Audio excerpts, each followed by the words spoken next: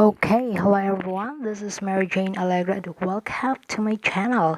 To those who don't subscribe yet, please click the subscribe button and click the notification bell as well so you'll be notified as soon as I upload a new video.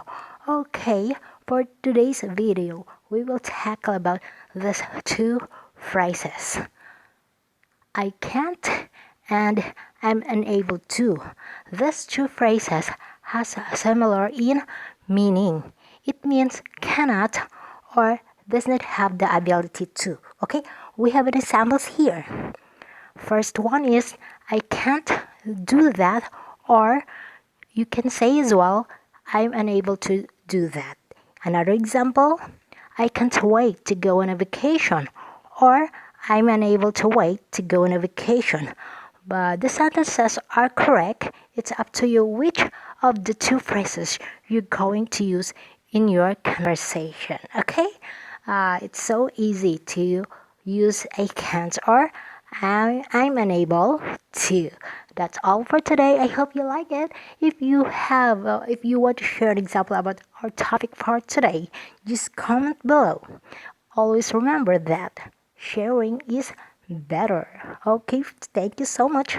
Okay, by the way, sa ating mga Epinoyload users po dyan, kung gusto niyo pong bumili ng load wallet, available po sa akin araw-araw. Meron pa po akong available ngayon, June 7, 2022. Meron pa po tayong 25,000.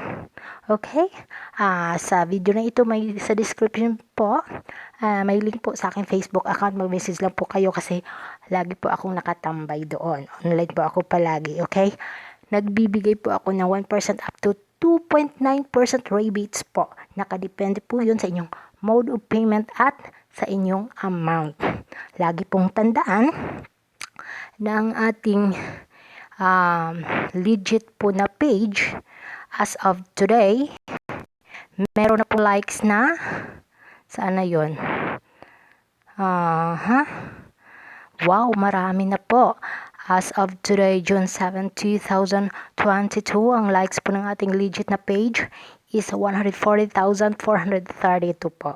Ito po ang tandaan natin kasi marami pong nagpapanggap dyan na scammers.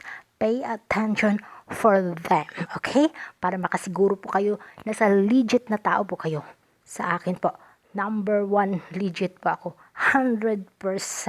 Kaya PM na sa mga gustong bumili sa ang sulok ka man ng mundo basta't nakapag Epinoyload system ka, gumamit ka ng Epinoyload, ikaw ay pasok sa akin.